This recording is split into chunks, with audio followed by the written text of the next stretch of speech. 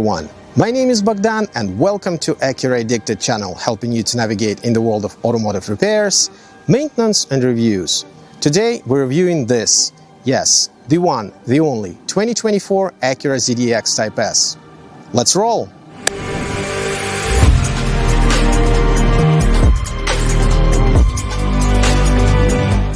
The 2024 ZDX is Acura's first fully electric vehicle built by General Motors on GM's 400-volt Ultium platform with the Acura Touch.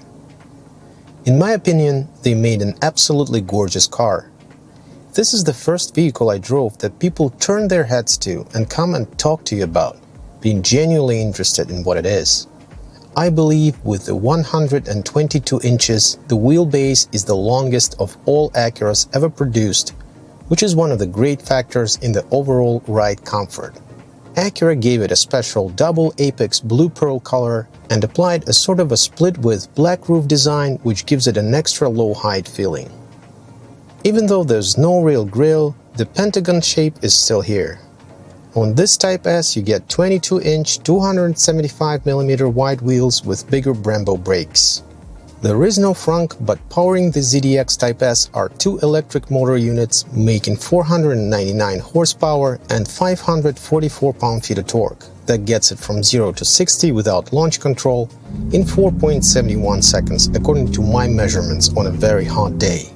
It's an all-wheel drive with a 3,500 pound towing capacity and an estimated 278 miles or 447 kilometers of range. A pretty accurate estimate in my experience. More on charging later. It's very fast. I'm especially impressed with the acceleration from higher speeds with the immediate torque. The vehicle has a button to lock and unlock it on all four door handles. It also has power folding heated mirrors, which you can turn the option to auto-fold when locking the vehicle or walk away from it when it locks itself. Stepping inside, you immediately realize the GM's conservative pedigree with Acura's touch, as almost nothing looks familiar. Yet I like how everything is set up. Although it took some time to get used to some button and options locations, most of the layout is very intuitive. Stitched leather with minimal ultra-suede inserts, soft touch materials, matte surfaces, metal accents, and configurable ambient lighting. Seating is very comfortable with great bolstering, perforated leather, heated and ventilated power front seats, and leather rear heated seats, as well as a heated power adjusting steering wheel. You also have two memory settings for both the driver and front passenger seats separately. The cabin is very spacious, both in front and in the back. It feels like it's a 3-row vehicle made into 2 rows. This is me sitting in the back row behind the front seat adjusted for myself. I'm 5'10". There's a second row separate climate control and 2 USB-C ports here, as well as one 20-volt socket. I won't bother installing a child seat in the second row as there's clearly way too much space for that, so that won't be an issue. But there are rear window retractable shades, which should be standard equipment on all higher trims for crossovers, in my opinion. Gear selector is a lever located on the steering column, Mercedes style. Not my cup of tea, but you get used to it quickly. There's a handy rubber pet storage area here with 2 USB-C and one 12-volt standard outlet. 2 big cup holders, a wireless charger compartment with a huge well-lit box under the armrest. You have great-looking adjustable ambient lighting as well, even for the cup holders. A full-on physical knob and button control stack for the climate and heated and ventilated seats. Happy to report you get zero piano black outside of these buttons. You also have some extra storage space under the console here, and the glove box is on the small side. The 3-zone climate control is adequate here and cools down the car quickly. There's also panoramic roof. You can open the liftgate from either the key fob, from the button on the liftgate door, or by motion under the bumper over this small Acura logo. Second row seats have a 60/40 configuration and they fold almost flat if you need to. You can use buttons in the trunk to fold both sides. You get 29 cubic feet of cargo capacity behind the second row and about 63 with the seats folded. Cargo area is well lit and features a 12-volt socket on the left. There's a small under-the-floor compartment that's mostly for storing tire fix and inflator kit, a pouch with a charging cable, and maybe some miscellaneous stuff, as some of the space is taken by the air compressor for the air suspension. As usual, I tested the cargo capacity by moving some of my gear.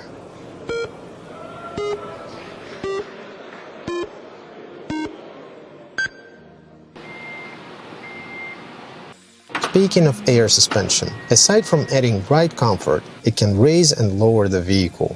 Here's how it works. There are 4 positions: high, medium, low, and exit. You can set the car to lower the suspension to the lowest, exit position, when you park it and shut it off.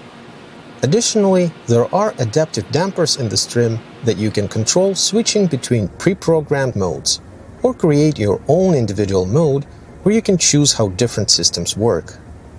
You can separately configure steering, suspension, brake and acceleration feel, and motor sound. By the way, braking feels as normal as a regular car. No weird stuff.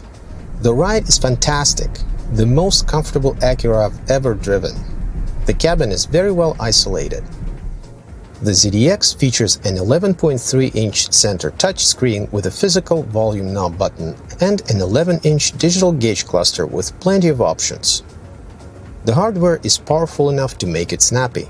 You get wireless Apple CarPlay and Android Auto, built-in Google, and an 18-speaker Bang & Olufsen audio system that is the best-sounding audio in an Acura so far.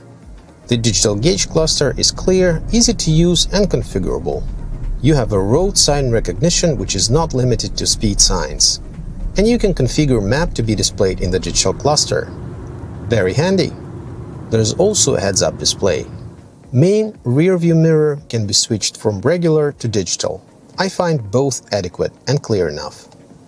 Safety-wise, Acura Watch 360 Plus is standard and includes adaptive cruise control, lane keep assist from a full stop, collision mitigation braking, blind spot monitoring, rear cross traffic alert and braking, and more. In the Type S, you also get 6 front and 6 rear parking sensors and a 360 camera as well as automatic parking assist. Let me demonstrate.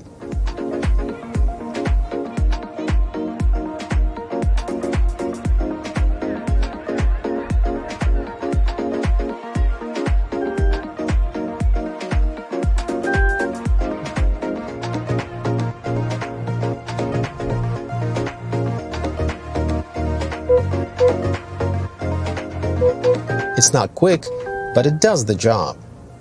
Also, the Type S has the GM's secret sauce, Super Cruise, which is called hands-free cruise here. It's a proven system that works on mapped highways in North America, and it's absolutely great. It will indicate when the mode is available and monitors your eyes as you need to be alert for it to continue working. It even changes the lanes automatically if need be. You can disable this in settings. I've driven at least 200 miles in this mode, and the only times when I needed to take over were extensive roadwork construction zones with reduced lanes and machinery and equipment located on the road. Remote start without subscription comes standard in Canada. Let's talk about charging. This was my first time charging a battery electric vehicle, and I wanted to see how it would be for someone who had never done it before. It went better than I expected, although not without a couple of issues.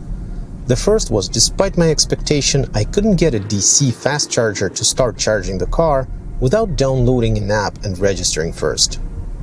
To be fair, later on, when charging at a Shell station, I didn't need a separate app, as I could use the same app I used to pay for gas at Shell. Second issue was another time I went to charge the vehicle, I couldn't find an available DC fast charger nearby for a while. This could have been mitigated if I had a Tesla adapter. There were plenty of Tesla superchargers available nearby. Another thing worth mentioning is that DC fast charging cables are heavy, so it's awkward to operate them, especially if they have an additional tether cable like this one at Flow. The ZDX has a 102 kWh battery. You get about 30 miles or 47 kilometers per hour charging on a level 2, 240 volt charger, or up to from 72 to 81 miles or 116 to 127 kilometers of range every 10 minutes of fast DC charging. At a full DC charging rate, estimated time of charging from 20 to 80% is only 42 minutes. In my experience, the fastest I've seen was 68 kilowatt-hours at a Shell station, which equates to about 187 miles or 300 kilometers an hour charge. To optimize charging, you can manually set to condition the battery before fast charging, or if you search for charging stations in built-in Google Maps and start driving, the vehicle will automatically start preconditioning the battery. You can also set certain time of day for the car to do that. But as you may know, if you don't have an ability to charge at home or elsewhere overnight at a level 2 charger, it's gonna cost you. Public fast charging is rather expensive, at least in Toronto. For example, it cost me 12 Canadian dollars to get 26 kilowatt-hours at a public DC fast charger, which equals to about 60 miles or 95 kilometers of range and is about the same as I would pay for gas to drive an internal combustion engine vehicle the same distance. Finding charging station is easy, and built-in Google Maps will even plan charging for you if you travel far. In Canada, the ZDX comes in 2 trims, A-Spec and Type S, both in all-wheel drive. The A-Spec starts around 88,700 Canadian dollars, while the Type S is closer to 95 grand Canadian. In US, you can get an A-Spec in rear-wheel drive starting from 64,500 US dollars, or all-wheel drive for 68.5 grand US.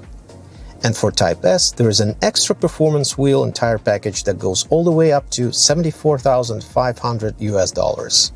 Acura currently offers great incentives and lease deals, which sells them a lot of ZDXs.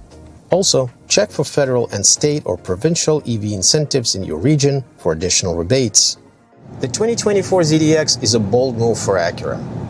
They needed to get an EV out fast, and that's why they partnered with GM on this. So how did it go?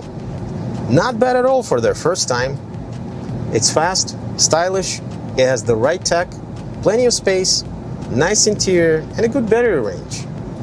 And even though GM's touches make it look a little bit different from the rest of the Acura lineup, it still has enough Acura DNA in it to make it belong there.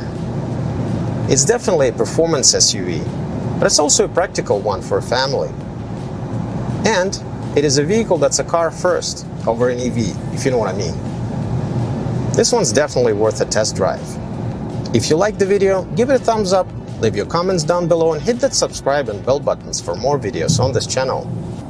Thank you for watching, and as always, drive safe, use your turn signals, and remember, anything is possible with the right tools and motivation.